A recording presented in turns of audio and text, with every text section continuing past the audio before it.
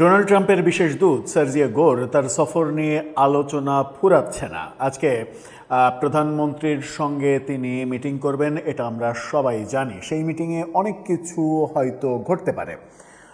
আপনারা নিশ্চয়ই জানেন যে তার সফরের প্রথম দিন 30 জুলাই সন্ধ্যায় তার সম্মানে পররাষ্ট্র মন্ত্রণালয়ের ডিনার পার্টি ছিল, সাংস্কৃতিক অনুষ্ঠান ছিল।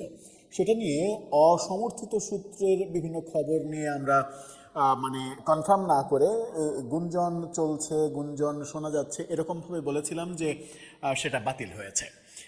কিন্তু প্রথম আলো নিশ্চিত করেছে যে সেই ডিনার পার্টি বাতিল করা হয়েছে। তার মানে এটার একটা অথেন্টিক সোর্স পাওয়া গেল। তাহলে 30 তারিখে ওই সময়টা সার্জিও গোর কি করেছেন, কেন বাতিল হয়েছে সেই রহস্য উন্মোচিত হয়। কি করেছেন এই তথ্য যখন পাওয়া যাচ্ছে, সেটাও খুব একটা সমর্থিত সূত্র বলছে না। কিন্তু এই ঘটনাগুলো আদতে সমর্থিত সূত্র খুব কম বলে। 30 জুলাই অর্থাৎ তার সফরের প্রথম দিন সন্ধ্যার পরে রাতে বেশ দীর্ঘ সময় ধরে সার্জিও গোর বাংলাদেশের রাজনৈতিক দলের নেতাদের সঙ্গে বৈঠক করেছেন। এবং তার চাইতেও চমক জাগানো খবর হচ্ছে, বর্তমানে কার্যক্রম নিষিদ্ধ আওয়ামী লীগের নেতাদের সঙ্গে বৈঠক করেছেন। নেতা নাকি নেতাদের, সেটা নিয়ে কনফিউশন রয়েছে। আরও বেশ কয়েকটি রাজনৈতিক নেতাদের সঙ্গে তিনি বৈঠক করেছেন, তার মধ্যে জাতীয় পার্টিও রয়েছে। আওয়ামী লীগের কার সঙ্গে মিটিং করলেন, বিভিন্ন খবর পাওয়া যাচ্ছে। চলুন একটু আলোচনা করে বোঝার চেষ্টা করি সার্জিও গোর কেনই বা আওয়ামী লীগের নেতাদের সঙ্গে বৈঠক করলেন, কি বার্তা দিতে চাচ্ছেন তিনি এই সফরে, যে বার্তা নিয়ে হয়তো সব পক্ষর সঙ্গে মিটিং শেষে আজকে প্রধানমন্ত্রীর সঙ্গে ফাইনাল টকে বসছেন তিনি।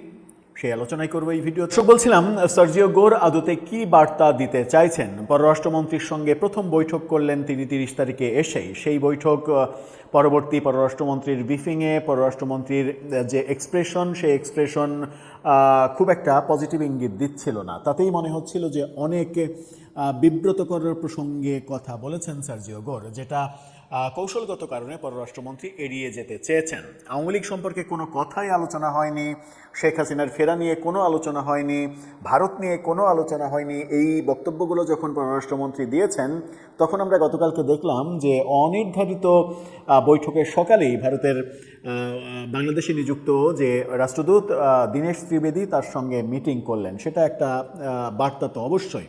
তার আগে প্রথম দিন রাতে তিনি বৈঠক করলেন আওয়ামী লীগ সহ বেশ কিছু নেতাদের সঙ্গে, যেখানে জাতীয় পার্টি রয়েছে।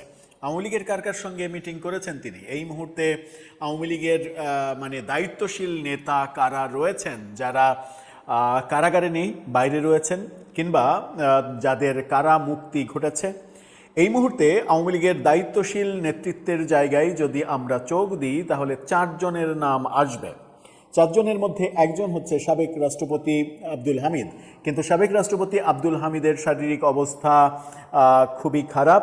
সেই কারণে এই আলোচনার জায়গা থেকে আব্দুল হামিদকে আপনি বাদ দিতেই পারেন, যে আব্দুল হামিদের সঙ্গে এই বৈঠকটা হয়নি। বাকি 3 জন কারা, যারা আওয়ামী লীগের বেশ গুরুত্বপূর্ণ নেতা হিসেবে স্বীকৃত, যাদের মধ্যে সাবের হোসেন চৌধুরী, যাকে নিয়ে অনেক দিন থেকে গুঞ্জন চলছে রিফাইন আওয়ামী লীগ তাকে নিয়ে করা হবে, কিন্তু তিনি রাজি হননি বলেই সেটা হয়নি। সাবের হোসেন চৌধুরীর সঙ্গে এর আগে নর্ডিক অঞ্চলের রাষ্ট্রদূতদের গোপন বৈঠকের খবর আমরা গণমাধ্যমে জেনেছিলাম। আর দুজনই নারী। সংসদের সাবেক স্পিকার শিরিন শারমিন চৌধুরী, যাকে খুব দ্রুত সময়ের মধ্যে পররাষ্ট্রমন্ত্রীর এপ্রিলের ভারত সফরের পরে জামিন পেতে দেখেছি, এবং জামিন পাওয়ার সঙ্গে সঙ্গে 4 ঘন্টার মধ্যে তিনি কারামুক্ত হয়ে বাসায় ফিরেছেন, সেই ঘটনাও আমরা দেখেছি। সেখানে যে ভারতের কিংবা আন্তর্জাতিক প্রভাব রয়েছে ছিল, সেটা বুঝতে আপনাকে খুব বেশি বড় ধরনের বিশেষজ্ঞ হওয়ার প্রয়োজন নেই। আরেকজন রয়েছেন সদ্য কারামুক্ত হওয়া নারায়ণগঞ্জের সাবেক মেয়র সেলিনা হায়াৎ আইভি। এছাড়া আওয়ামী লীগের গুরুত্বপূর্ণ কোনো নেতা বাংলাদেশে অবস্থান করছেন না, যারা আছেন তারা সবাই জেলে আছেন। শোনা যাচ্ছে সার্জিও গোর আওয়ামী লীগের 2 জন নেতাকে আমন্ত্রণ জানিয়েছিলেন, এবং সেই 2 জনের মধ্যে একজন পুরুষ, একজন নারী।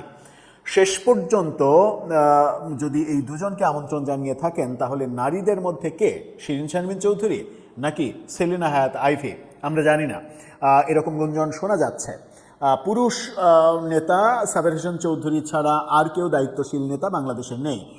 তাহলে ডেফিনেটলি সাবের হোসেন চৌধুরীর সঙ্গে সার্জিও গোরের বৈঠক হয়েছে, যেটা অতি গোপনে হয়েছে। কিন্তু নারী নেত্রী কি উপস্থিত ছিলেন, নাকি নানা ধরনের শঙ্কা, নিরাপত্তা এসব কারণে শিরিন শারমিন চৌধুরী কিংবা সেলিনা হায়াৎ আইভি তো নারায়ণগঞ্জে থাকেন, নারায়ণগঞ্জ থেকে এত দূরের রাস্তায় ঢাকায় হোটেলে, যে হোটেলে সার্জিও গোর মানে অবস্থান করছেন, সেই হোটেলে মিটিং করতে নিশ্চয়ই আসার কথা নয়। তাহলে বাকি থাকে শিরিন শারমিন চৌধুরী, সাবেক স্পিকার, যাকে খুব দ্রুত জামিন এবং কারামুক্ত হতে আমরা দেখেছিলাম। শিরিন শারমিন চৌধুরী কি উপস্থিত ছিলেন?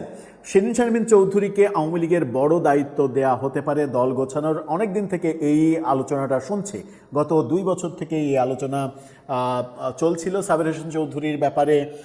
আওয়ামী লীগের বর্তমান সভানেত্রী শেখ হাসিনা খুব একটা কনভিন্সড না, কিন্তু শিরিন শারমিন চৌধুরী কিংবা সেলিনা হায়াৎ আইভি, তাদের ব্যাপারে বোধহয় তার কোনো আপত্তি থাকার কথা নয়।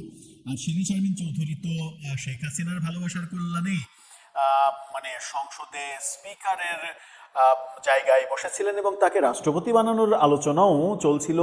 যখন কিনা শাহাবুদ্দিন চুপ্পুকে রাষ্ট্রপতি বানানো হলো, সেই সময় অনেকেই বলছিলেন কনফার্ম শিরিন শারমিন চৌধুরী হতে যাচ্ছেন রাষ্ট্রপতি। কিন্তু আমরা পরবর্তীতে দেখেছি যে শাহাবুদ্দিন চুপ্পুকে বেছে নিয়েছিলেন শেখ হাসিনা, যেটা অনেক বিতর্ক জন্ম দিয়েছিল। গোর সাবের হোসেন চৌধুরীর সঙ্গে একা বৈঠক করলেন, নাকি সেখানে শিরিন শারমিন চৌধুরী কিংবা সেলিনা হায়াৎ আইভিও ছিলেন? বিভিন্ন সূত্র বলছে যে মানে নিরাপত্তা সহ বিভিন্ন কারণে আওয়ামী লীগের নারী নেত্রীদের যাকে আমন্ত্রণ জানানো হয়েছিল তিনি হোটেলে উপস্থিত হননি। সূত্র দাবি করছে যে নারী উপস্থিত হননি, মানে পুরুষ প্রতিনিধির সঙ্গেই বৈঠক করেছেন। সেটা যে সাবের হোসেন চৌধুরী হবেন এটা মানে না জানলেও বোঝা যায় যে সার্জিও গোর যদি আওয়ামী লীগের কোনো প্রতিনিধির সঙ্গে বৈঠক করে থাকেন, পুরুষ প্রতিনিধি, তাহলে সেটা সাবের হোসেন চৌধুরী হবে। কি কথা হলো তাদের সঙ্গে, অন্যান্য রাজনৈতিক দলের সঙ্গেই বা কি কথা হলো?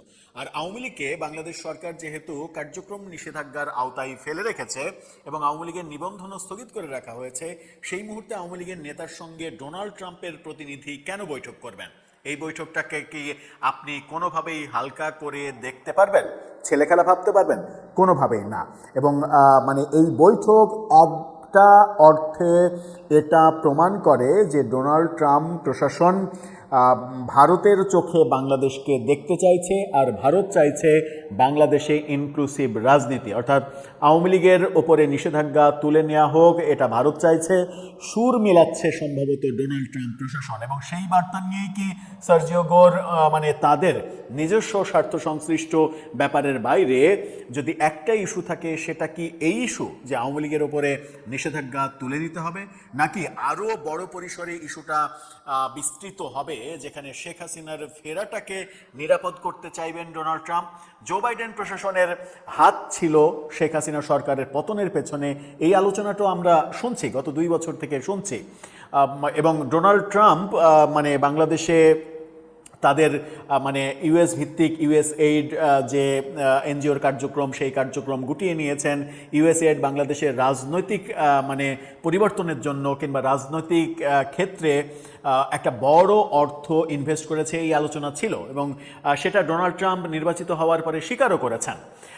একটা বিপুল পরিমাণ অর্থ যেটা বিনিয়োগ করা হচ্ছিল সেটা আর দেয়া হবে না, এই বক্তব্য এসেছিল।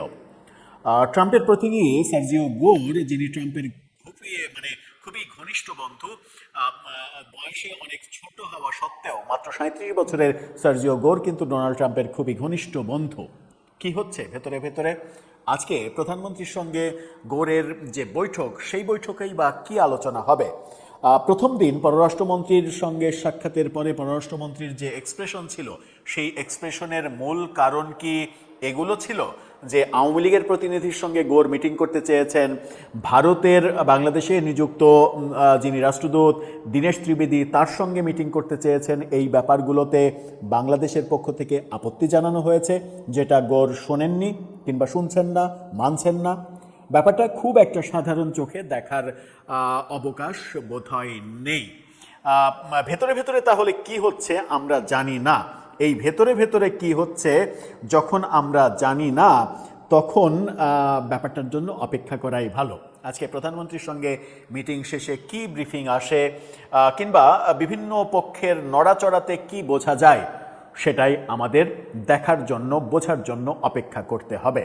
তবে বরাবরের মতো মানে আমাদের একই প্রত্যাশা যে ঘটনা যাই ঘটুক না কেন, ঘটনাগুলো যেন দেশের স্বার্থে ঘটে, দেশের স্বার্থ হানি হয় এমন কিছু যেন না হয়, রাজনৈতিক সহিংসতা যেন তৈরি না হয়, এই ব্যাপারটাই আমাদের পক্ষ থেকে প্রত্যাশা থাকবে। দর্শক, আপনি কি